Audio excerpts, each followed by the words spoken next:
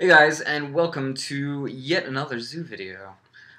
This one's a little bit of an interesting brew I've been working on. I'm calling it Siege Zoo, or Dark Naya. I guess you can call it Dark Naya if you really want to. But I like Siege Zoo, and the reason why is because I use many cards with the name Siege in it. This is an idea I got off the MTG Salvation forums, using Siege Rhino in Zoo. I mean, it's a great card. You can't deny it. It's being used in Standard right now. It's being used in Modern. It's just an awesome card all around.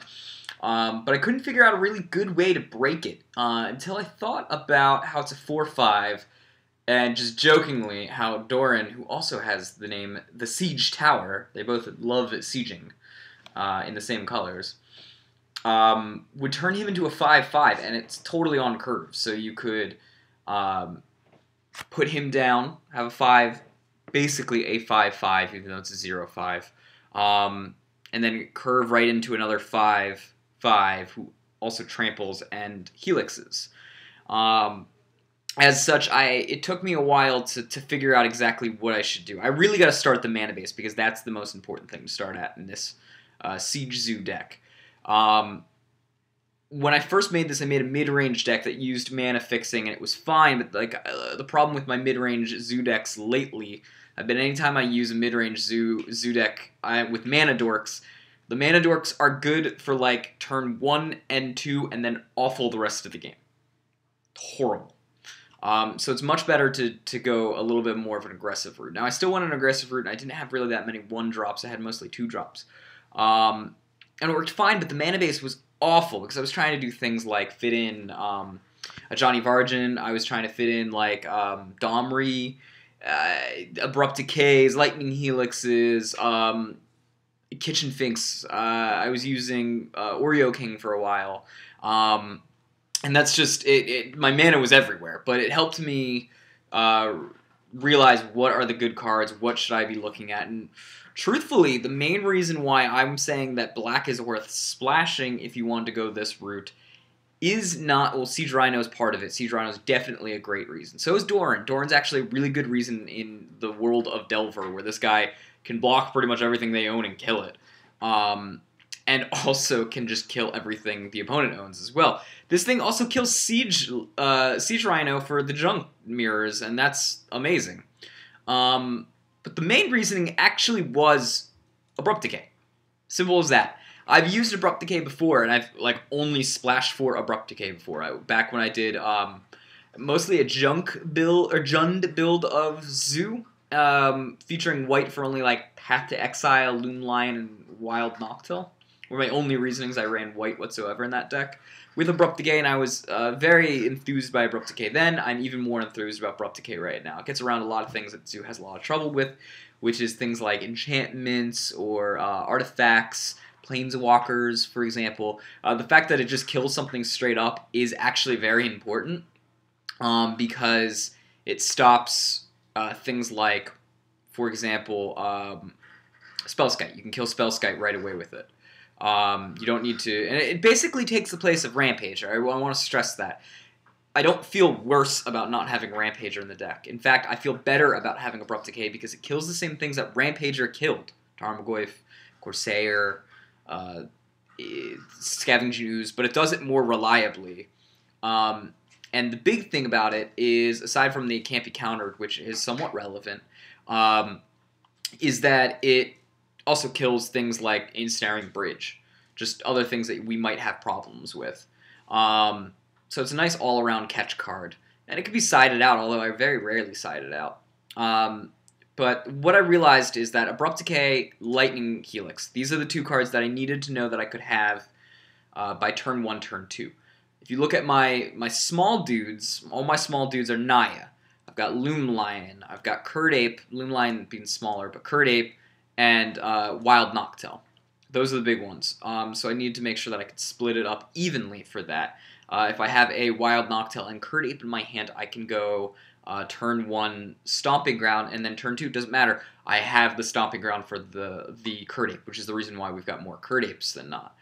We also have Loom Lions, because Loom Lions fits in for the next thing. If I want to go, what I'm realistically hoping for is a turn 1 Stomping Ground, turn 2 Godless Shrine, And everything in my fetch can do that.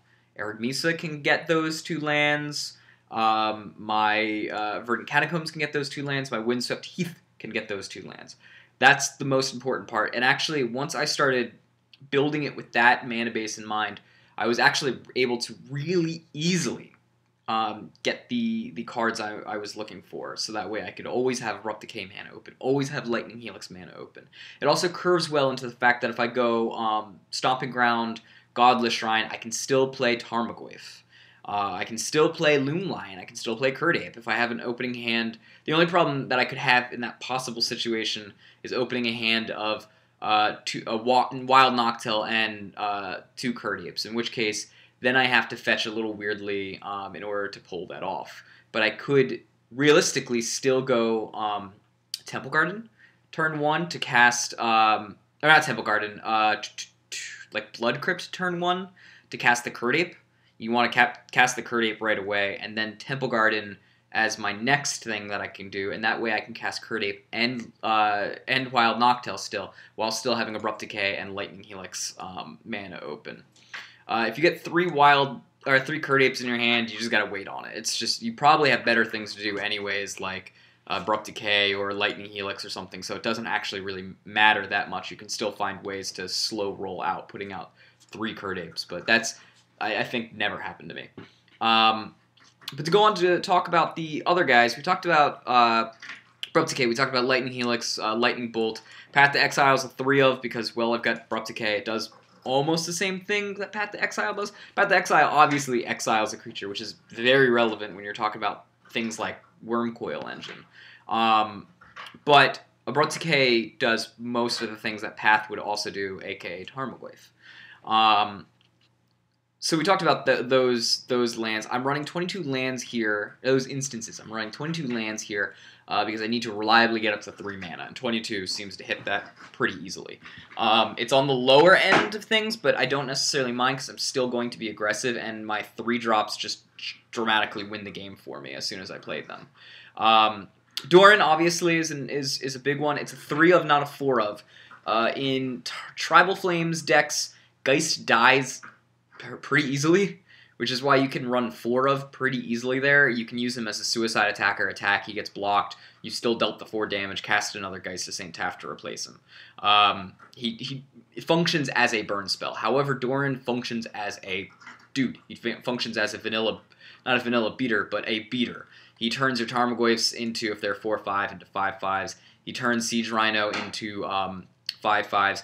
The other thing that he does very nicely is turn Kirdape and Loom Lion into Wild Noctowls. He fully upgrades them, which is especially nice if you go Wild Noctowl turn 1, and then you turn 2 Loom Lion Kirdape, and then turn 3 Doran, because then you basically casted, when they're attacking as Noctowls for the first time they attacked. So you more or less casted 3 Noctowls, which is awesome. The other guy I'm using is Anafeza, who's the other girl, let's be clear. And Anafeza, I don't like to think that she's a human, so let's look that away. It's actually the goats that are doing the damage here. It's all the goats' fault. That's why it still fits into this zoo theme. Why does a tree fit into a zoo theme? I don't know. I can't probably explain that one. But this is the goats. The goats are doing the attacking. And why am I using this guy over just lots of Luxodon Smiters? Well, I mean, I was already getting... Usually what I'd go is for Doran, turn 1, Stomping Ground. Turn 2, Godless Shrine. Turn 3, and that's when I get a Temple Garden.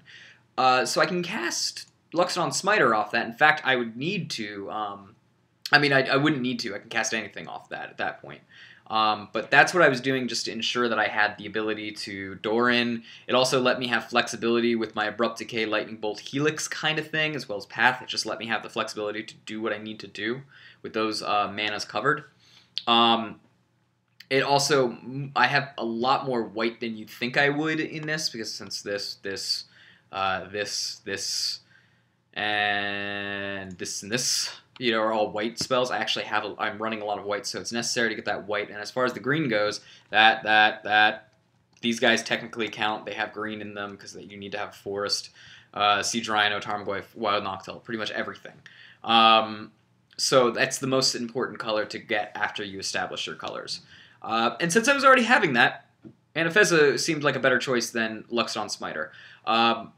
Why am I not using Luxodon Smiter, but I was beforehand? Well, Delver was not a tough matchup for Zoo, but having Luxodon Smiters as my 3CMC slot in my Naya Zoo that I was running, that I've played on dailies and have gone 3-1-4-0 with, Smiter was the better choice there because I needed, the simple reason was not necessarily that Smiter's discard was relevant, it was that his can't be countered was relevant, and it allowed me to very easily not let the opponent gain momentum, gain tempo. They have to use 2 cards to kill it, so it's like almost their turn and 2 cards behind, so they're almost 2 turns behind after playing Luxodon Smiter.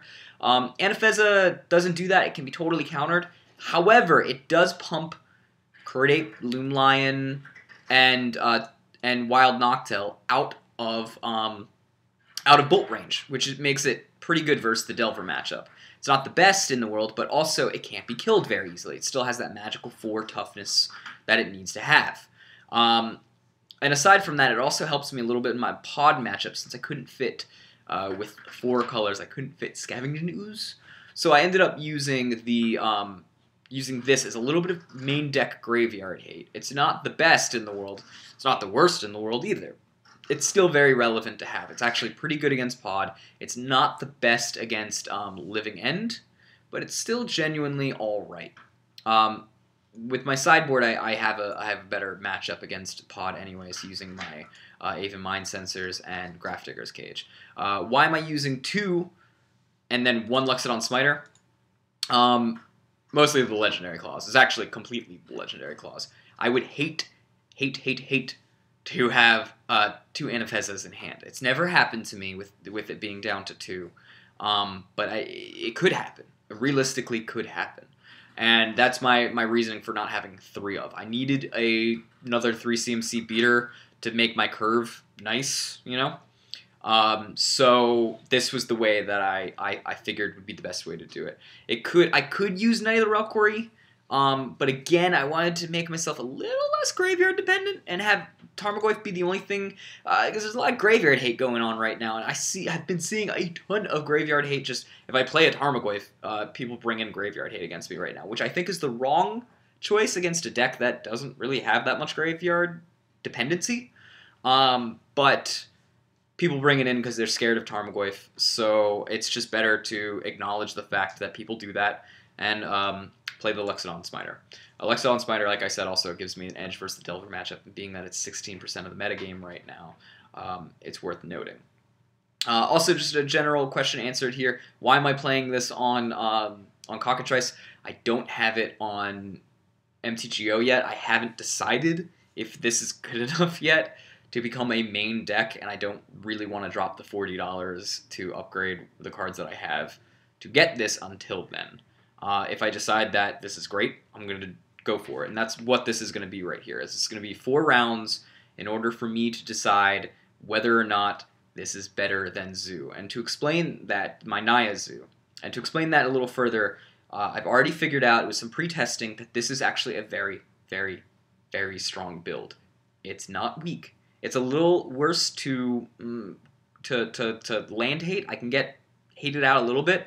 I'm learning the deck, and as I get better with the mana base and choosing the correct 3rd mana to go for, the better 3rd, 4th, 5th mana to go for, I don't have any problem with graveyard hate anymore. At worst, I can actually, if I see a Blood Moon and I know that Blood Moon might be a thing, I can side some of this stuff out and side in things like Mind Sensor and Volcanic Fallouts to avoid being completely Blood Mooned out. And Anafeza and Luxodon Smite are actually one of the first guys to get cut in situations where I'm being the control deck, and that's often when the Blood Moon's coming down. So it's not the worst in the world. As well as the fact that Arid Misa, I still have basics in here. Verdant Catacombs and Windswept Heath will still get me basics. The basics I pretty much need. So I should be fine.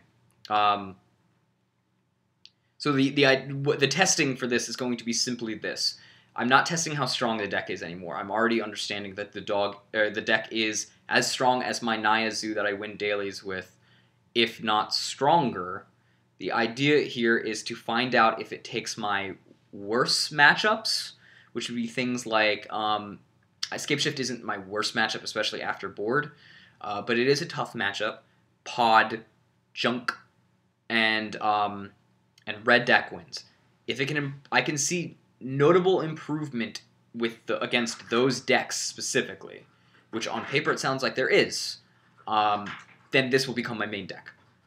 Also, I need to, at the same time, discover if it makes my deck worse against the things that I'm good against. So things like Affinity, which after board I'm actually very good against. Things like Merfolk. Things like Delver. Any kind of tempo deck, any kind of sort of control deck. I'm pretty good against those already. So if this makes me worse against American control, which I should be in favor of 75%, with Naya Zoo, and it makes me like 30% not favored, or 30%, yeah, not favored, so I've only got a 30% chance of winning, clarification, then Naya Zoo is going to be better. Also, if there's just a ton of land hate, and there's no way, even with me not running blue and not using Tribal Flames here, then I'm going to go ahead and make sure that I stick with straight Naya Zoo. And that's... I'm trying to think what else to discuss here. The sideboard is pretty simple. I used to have a little bit more discard, and I'm not sure if I want to stick with the discard. But I don't think I need it. As soon as I went smaller and less mid-range, it felt like a waste of time. The Slaughter Games does enough, I think, that it should cover it. A lot of these other things I've been using in my small zoo, so it's not like it's an unknown reason as to why I'm going over it, or why I'm running it, so I'm not going to go over it. Timely Reinforcements is a little bit weird, but interesting. I think this might help me against the Red Deck Wins matchup, but we'll see. Anyways, let's go ahead and see if we can hit up any of these. So I mulled once, and I'm going to keep this hand. I'm going to probably put out a turn 1 Sacred Foundry. What does that do? If I put out a turn 1 Sacred Foundry, I can't get easy access to my black until the third turn, which is where it would matter anyways, unless I drew Decay. But I still have Helix on the off chance that I don't do Decay, and if I don't want to use Helix, I think I would just go ahead and use this to get green and keep it tapped. So I think this is just from health-wise the better play. I may want to use red, so I'm going to put the Loom Line out. Simple as that. So I'm breaking my own rules a little bit here. But I think I'm well informed enough about the mana that I should be fine. Again, the only card that could make that difference is if it's Abrupt Decay, and the only thing that would make the difference then is if I had a reason to use it, which I don't. So there's that. And him looking at my hands, this still actually makes him not think I'm on black at all. So I don't know if he's got any protection from that. He seems like he's probably an 8-rack deck, especially if he's going after Ape here.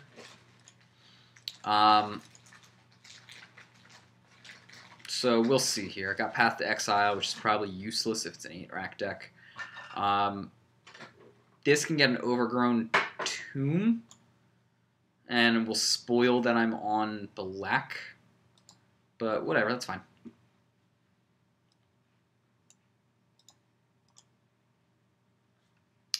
Got a little bit of a lag, but that's okay. Let's hope that I don't crash. I mean, mtgo crashes too, so I'm not like incredibly sad. If he is in fact an 8-rack deck, oh no, Overgrown Tomb is not gonna work there. Because I don't have that anymore. That's actually one of the things that I did to make sure that I don't have it. So we're going to take a Stomping Ground here. We still have access to using Path to Exile if we need to, and he does not know that we have it. Then I'm going to hold it, because there's no reason to go off on my Lightning Helix right now, especially if he is an 8-rack deck.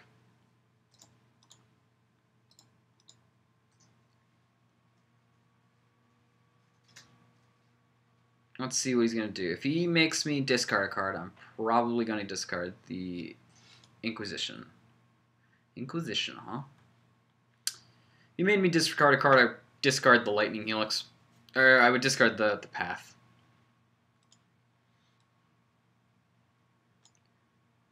I think he's probably going to make me discard the Lightning Helix, as that's the most relevant of them. Cavernous Souls. The hell? Zombie? So I'm going to get rid of something, huh? He has a sorcery, and a land, so the best thing I can get rid of is a land.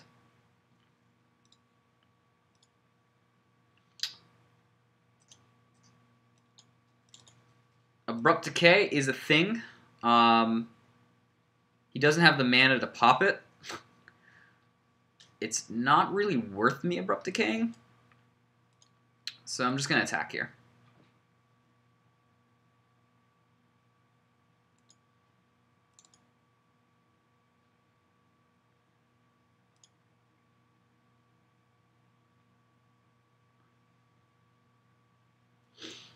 Like if I had a Goyf on the field or something, I might Abrupt Decay it. But I don't.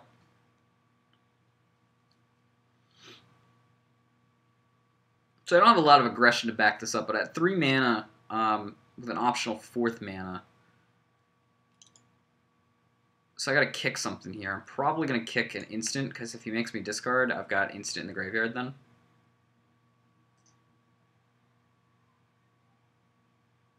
Huh. So nothing really I can do here. He's got protection from white and red. But he does not have protection from black and green. And he doesn't know that I have black in here. That's one of the things. I've never actually killed a Phyrexian Crusader with Zoo, because that's not something you do. It's not a thing. Yeah, no protection from black and green. So that is not a thing. Boop. Decay. Oh ho ho, secret tech.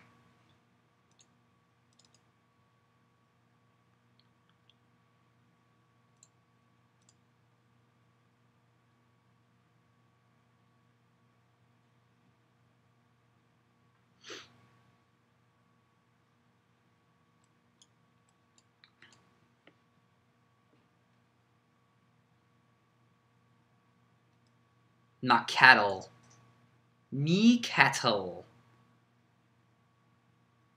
The question is, do I path my own guy? And I think the answer is yes. I do. Why do I path my own guy? Well, I can use an extra forest.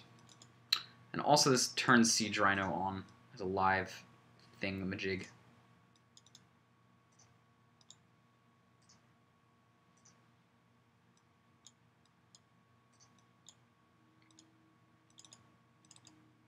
And, like a boss, I then draw Siege Rhino. So, that's that. See? I got reasons. I got reasons for doing what I do. Now he's got to find an answer to Siege Rhino or else he's dead, which is why he's doing what he's doing. Red. You're red, character. Let's see what he's got here. Phyrexian Crusader. Alright, that'll keep Rhino off, although I could still do 1 damage with Rhino if I really wanted to. It'll also stop him from attacking, though. We're going to keep the land in hand. I got no reason to use it. The only thing that could possibly screw me up is if I draw another land and then draw, like, a Siege Rhino and somehow manage to draw something else entirely, too. Sure. You can discard our land. I don't care. You can discard the basic. Unless you Blood Moon me. Just red pops out, Blood Moon all out of nowhere. Ash Wraith, sure. Pretty good. Okay, so I can attack, and it will do nothing, because, I mean, he can double block at that point. But, let's see here. He also doesn't get enough damage in here that it matters. I can also bolt him to death next turn if I draw a bolt. This also means that on my next swing, if he blocks, I can still get enough damage to kill him.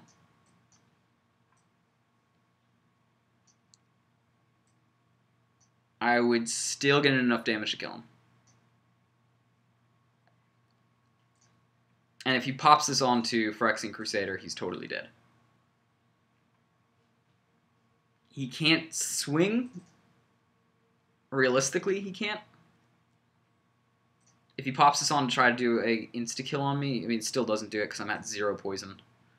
If I draw a Infector, probably could hit either Lashwraith or Phyrexian Crusader. It does the same effect. I still trample over 1 with this guy. Alright, kills off the gem, that's fine. The question here is if he's got a kill spell, then I'm going to want to wait a turn. He's holding something in hand. And I think I'm willing to wait a turn so that way I still have the game.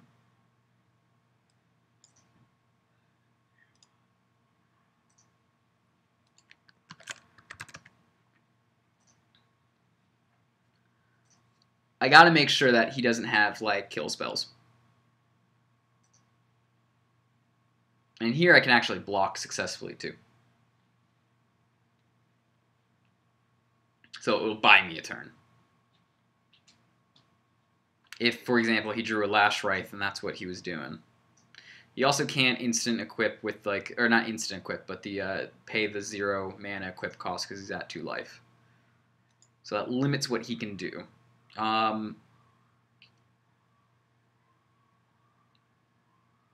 He can put down like a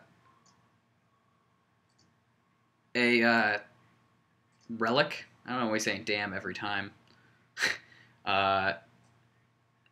The mono black infect deck is a control infect, and it's not that great. It relies on hand disruption to like get almost a hopefully a god hand off on you. And these Siege Rhinos did a lot. I mean, the fact that they came into play and did damage to him is the big one. They've got Trample, which is huge because it meant I could trample over things. And also, I got them at a low enough life total then that they acted just as expensive burn, which sometimes is what you want to do. Let's unlock the sideboard. What do I have against this deck? Well, it runs swords, runs Lashwraith, so Wear Tear is actually pretty good. Slaughter Games is actually pretty good here too. Naming specifically the card that I have trouble with, and that is Phyrexian Crusader. What do I take out? Probably these guys, since I'm still being aggro-y. Although Bolt doesn't really do much. So Helix and whatnot doesn't actually do a lot here because I can't kill the main threats with it. So taking out the Helixes I still feel comfortable with because I'm bringing in Wear Tears, which can stop half of it, and Slaughter Games, which can stop the other half. Still open up a hand of bolts, you know, whatever. I guess that's fine. I don't have a turn 1 play aside from bolting, which I think I'm probably going to open up with, and then turn 2 bolt too. Reason being pretty simple. There's my Jingle Dog.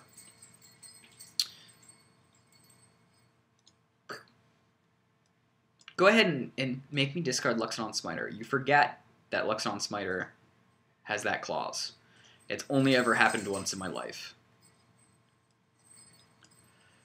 Alright, so unless we drop a 1-drop here, which Path to Exile is not a 1-drop, we're going to go ahead and just open up with a Bolt. He's going to kill me with Infect, not any damage. And even if he was going to try to kill me with damage, I have a Path to Exile for the Germ token.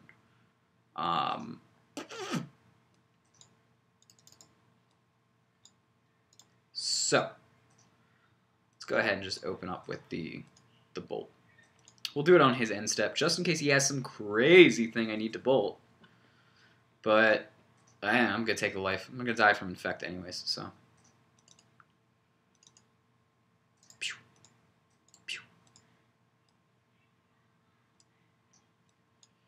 It's going to be damage. We just got to get damage on him. And we'll put that out there because it still gets what we need to get. Fast turn. If he Inquisitions me, but he puts out a creature first, I can maybe path it.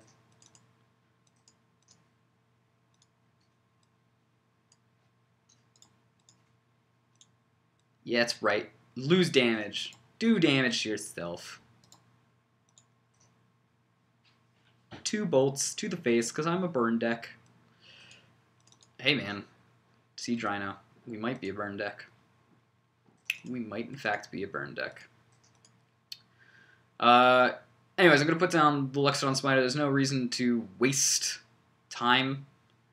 If he's got a kill spell for it, he's got a kill spell for it. We're not going to, like, dance around it. We're going to take the life, just because I like options here. And again, we're going to go for the Temple Garden. I mean, if he's got the Victim of the Night, he's got the Victim of the Night. I'd much rather Luxodon Smiter get victimed than yeah, like Siege Rhino. Although Abrupt Decay is Abrupt Decay. I had to get it out of his hand somehow, so that was the easiest route I could think of.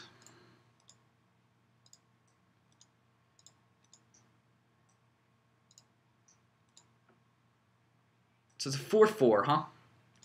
I can still block that.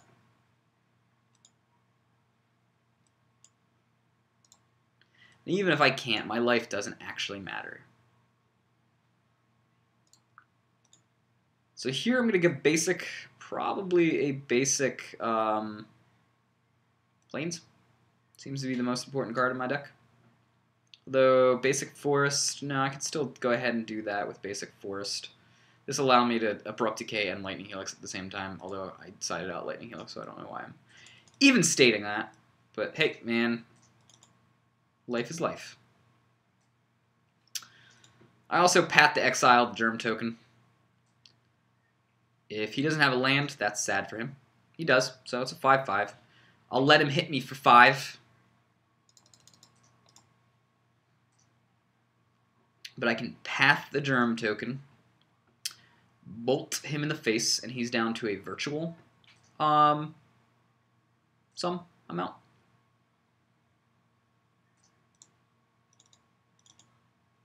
Wear Tear. That was an excellent draw. We'll hold on to the Wear Tear, and we'll path the Germ right now. Reason being is Wear Tear might be better if somehow he like does something like a Phyrexian Arena, which they do play. And I can Wear Tear in instant response to him Lash Right thing. So we'll swing for 4. And pass the turn.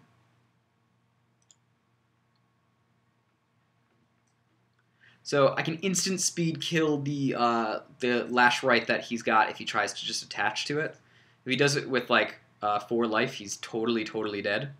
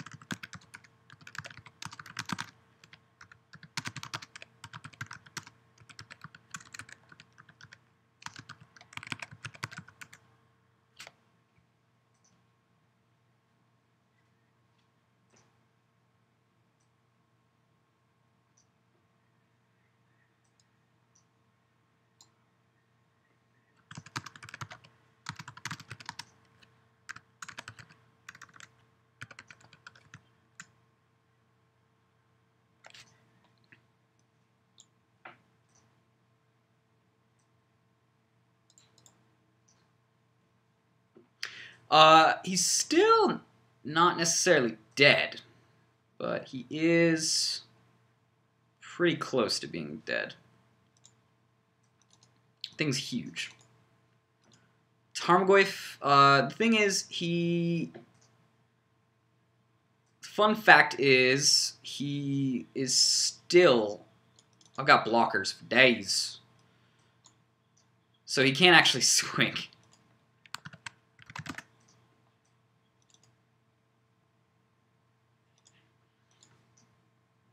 And as long as he can't actually swing, we're fine here. Thing is, do we want to kill what has the trample? I think we just block this way, and if he tries to attach something, then that's perfectly fine, because I'll just kill something in response.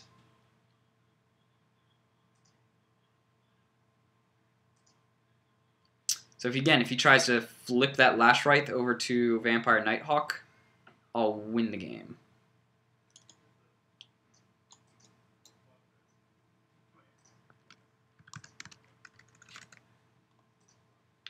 Yep, GG. So, what did we learn here? Abrupt Decay kills, you know, Phyrexian Crusader, and that's great. That's not a matchup I'm actually normally favored against, so this is something to say that I have pretty handedly beat him because Abrupt Decay was there. Wear Tear did come in and do a lot of work. But yeah, that Abrupt Decay and him not knowing I was on black really did some work there. We had these guys do just Lightning Helix, and that was enough to do some burn damage to finish him off. Doran was big. I want to say that as far as Naya Zoo versus this Dark Zoo, this is better. Dark Zoo is better against this matchup, so there's one positive. So, I'm Mold. I'm also not on the play. I don't think, anyways. He won the die roll. So, yeah, I'm assuming I'm not on the play. We're probably against Ad Nauseam. That's the only deck I can possibly think of with Temple of Deceit, unless we're against some kind of Tezzeret control deck. Those are my two guesses based on the land drop. I don't think it's going to be a Delver deck. I can't think of any other combo deck which would use the Scry. Usually combo decks or control decks use the Scry. But we do have a turn 1 Kirdape, turn 2 Tarmogoyf, turn 3 Doran, which could be stupidly powerful. We don't have any interaction, which kind of blows. But I did mull once, and that's fine. I got a little heavy on lands, but as long as I don't get any more lands, realistically, yeah, we'll show them that we have the that land. I should be able to cast a Siege Rhino and still be able to win the game off of it. Siege Rhino in this deck is not like Pod or Junk where it's a stabilizing card and then eventual win con. It is our ending card. We end on a Siege Rhino and they're probably going to die. I am 90% now sure looking at the mana that this is Ad Nauseam. So we're just on pure race here, which is fine actually now that we look at the hand. We don't nearly have to have interaction. Although Abrupt Decay would be good if he uses Mana Dorks, or Mana Rocks I should say. Just Abrupt Decay the rock and set him back maybe a turn or two, which would be fantastic goal. But yeah, we're looking at a probably 3/4 Tarmogoyf next turn that will be able to swing for they'll be able to swing for 4 because of Doran. My life total doesn't matter against a deck that's going to go ahead and combo me out. So that might be wrong. Well, actually, no, I got to cast the Tarmogoyf, so it's not wrong. Derp to derps. Probably should have done the fetch land and then thinned out my deck, even though I know it's like a small percentage and it's probably not going to matter. Let's see here. Tarmogoyf, if you get an instant in the graveyard, you're going to be doing a fair amount. If I draw a Abrupt Decay, and this guy plays like something like that, you're going to be doing a ton.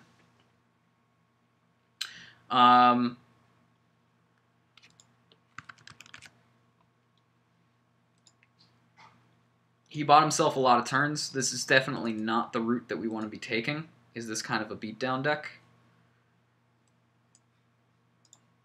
But it's going to buy himself a lot of turns. That card just basically gains you 10 life. So it's stupidly good. We're going to go for the Temple Garden.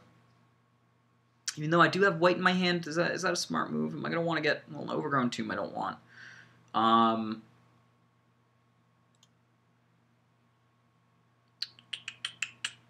Yeah, we're going to want to pay for it so we can put down Dorn. And swing for a fair amount. We swing for 6.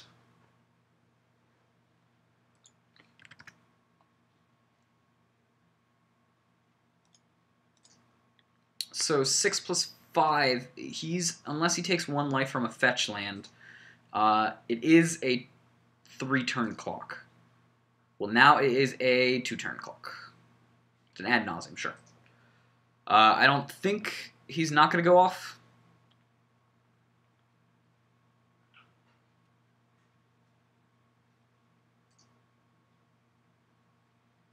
But I do make combo players combo off. I mean, it's a combo deck, so combo off.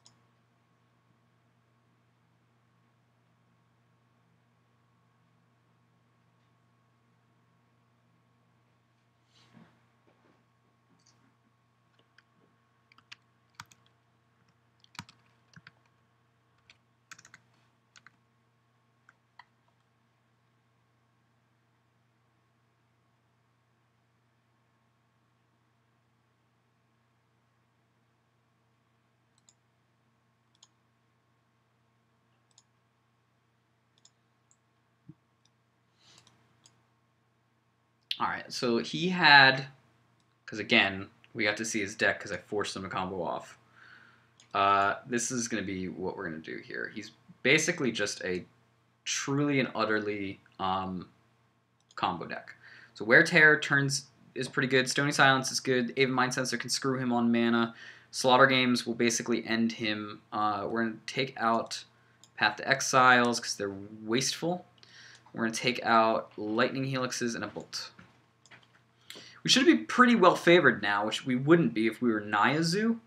But we have ways to disrupt his mana. We have ways to disrupt his mana with Stony Silence. We have ways to disrupt that thing. In response, we could have killed Wear Tear, and it would just end him. Like, he would have killed himself then.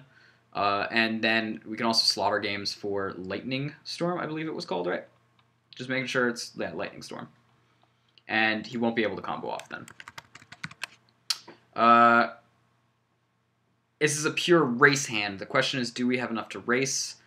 And I don't feel comfortable that we have enough to race. We have 3 damage plus 5 damage plus 7 damage by turn 4. So that's going to be 3 plus 5 is 8. He's going to probably bring himself down to 14 tops. So 8 plus another 7. I mean, that's death if he does take that much damage. This is a pretty good race hand, so we'll keep it. I mean, we are on the play, so we have the chance to just out-race him here. Him mulliganing here after waiting until I said keep means he's probably trying to find a hand to counteract with me. Now that I see him go down to 5 to 4, we've got the win. There's just no way that he's gonna beat us. We'll just go through the motions and kill him the correct way. Use Arid Misa in order to get the Stomping Grounds here, because we have an extra Arid Misa in hand. And it's going to be a pure race.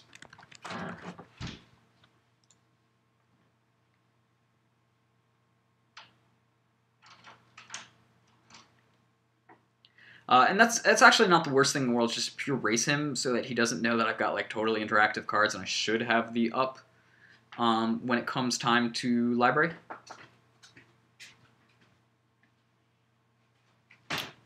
Sure, he's got mana on me, but we should just have race here, especially with the turn 4 Siege Rhino.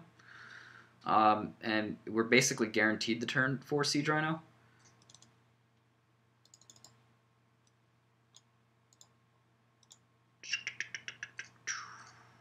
Godless. Oh, we don't even want to go for Godless Shrine. We actually want to go for a Sacred Foundry here, just because we can cast the Crit Ape, and swing for 3.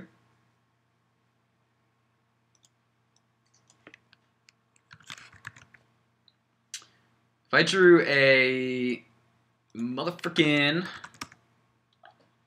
the motherfucking, what do you call it? Doran here? Yeah, that would be pretty good. Just all the Noctills, man. But another Siege Rhino is not the worst. It's a little bit of an empty play, but we should have time, especially since he's going to be taking some damage off his fetch here. That's 7. We'll drop him down to 10. Another 7 plus Siege Rhino should end the game, even without him fetching.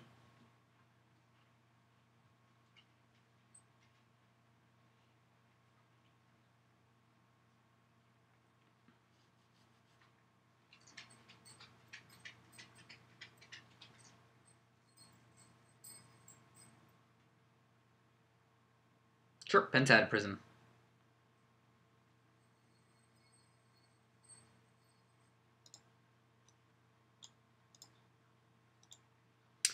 So if I have an interaction based on Pentad Prison and him maybe being able to Angel Grace in response, I'm going to grab the Godless Shrine here.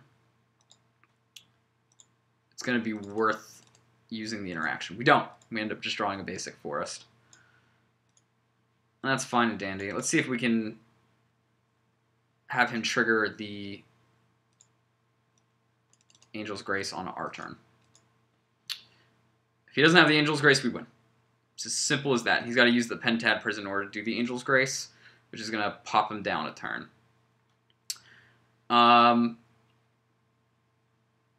At the beginning of your next upkeep, so that's a trigger, and I think Lotus Bloom, move from your hand, put counters on it. You may remove it.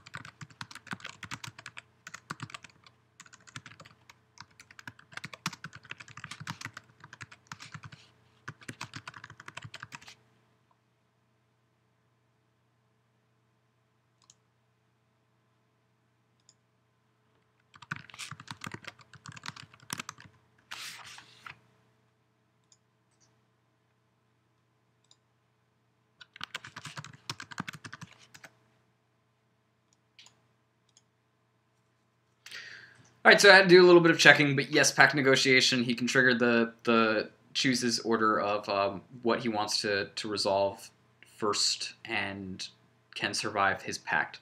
I'm still pretty sure he's dead then, because he's going to have to survive an attack, and he's also going to have to pay for the pact negotiation, which he did, and yeah, GG.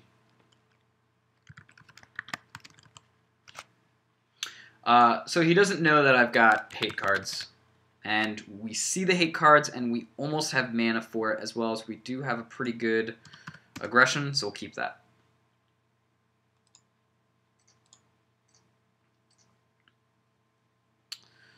So we'll see if he starts with a Thoughtseize. If he starts with a Thoughtseize, that'll make you like really sad, because then he can take away my Slaughter games.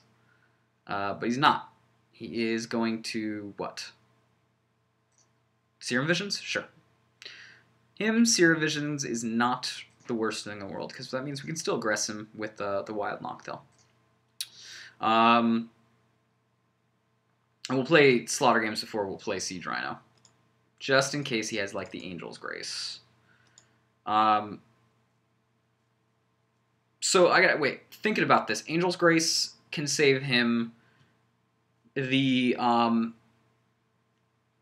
ad nauseum is how he's going to find his combo. So I think the best thing we can do is call out ad nauseum with the Slaughter games. And we're not going to crack fetches because we don't want to thin our deck out. We drew a Tarmogoyf, so we know what our turn 2 play is going to be, is Tarmogoyf.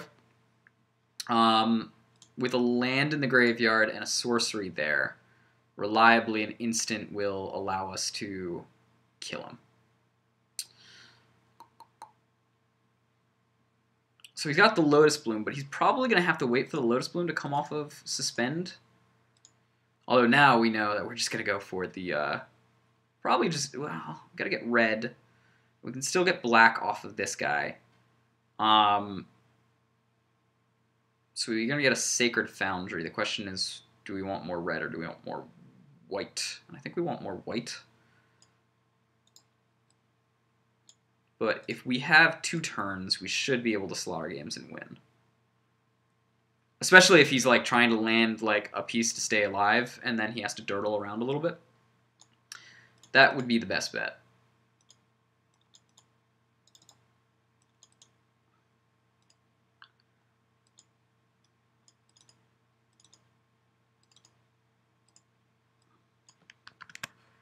It's like a repeat of the last game.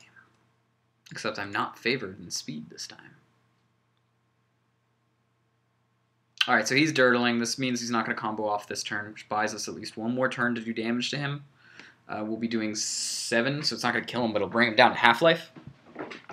If he is waiting for that Lotus Bloom to come off the Suspend, then I've still got a very good shot at it.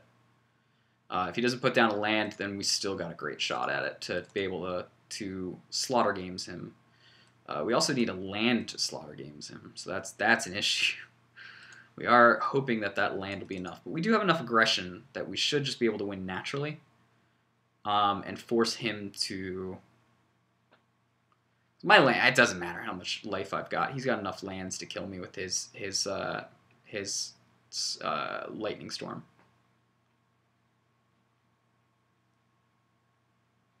Slaughter Pact. Okay, so that'll buy us another turn. We will end up putting on the Tarmogoyf here.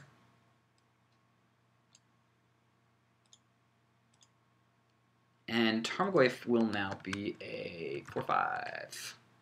Alright, 4/5. Which is not death, but could be death. Alright. So he's going to go ahead and Angel's Grace his own Slaughter Pact, which is a little bit counterintuitive.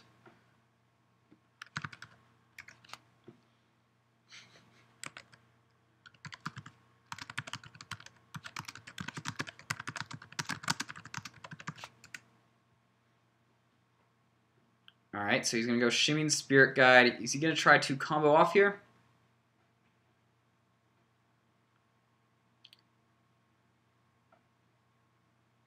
Yep. So, well, I was going to win that anyways. But I would have been able to, if this was working, that I had a turn.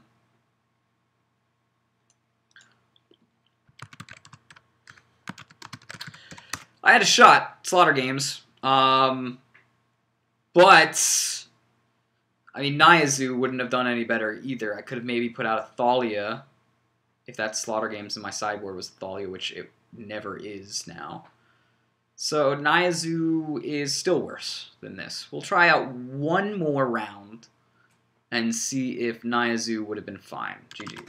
It's only partial testing. I did a little more games after this to try to test it out, and it still liked what was going on.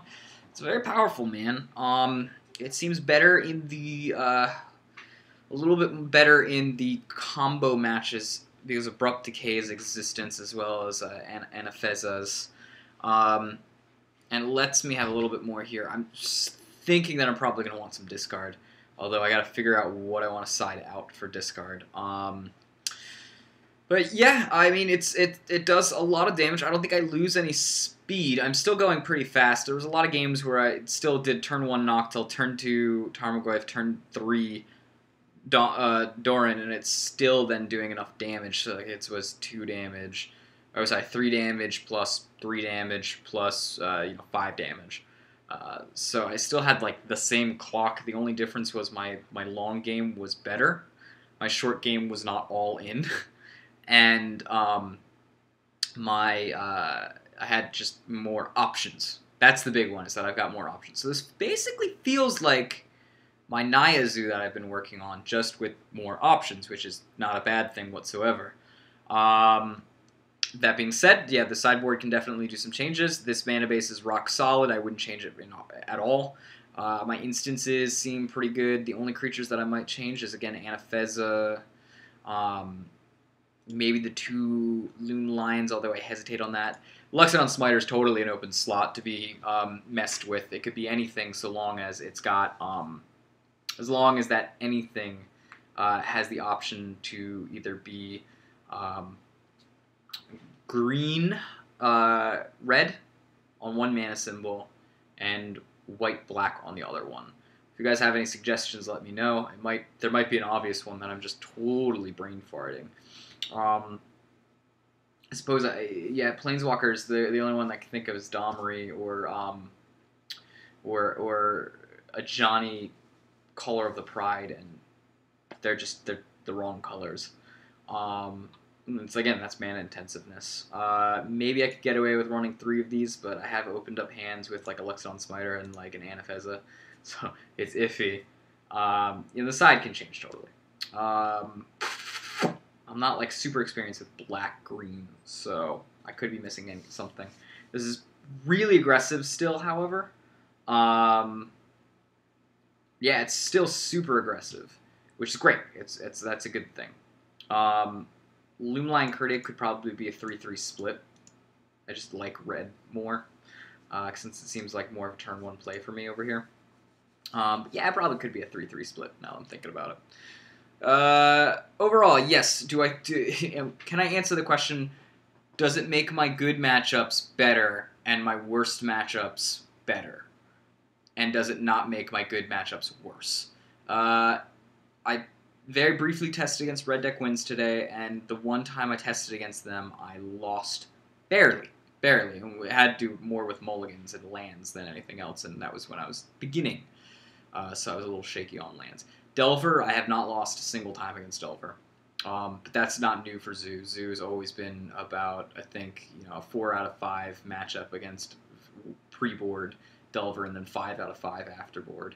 I beat a pod deck today. Then I promptly lost against them after I had some mana issues. I needed to get to 3 mana, I never did. And I beat pod again. So my pod matchup, I think, has gotten better.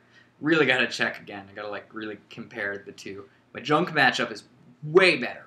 Way better. It's actually my favorite now, which I didn't expect.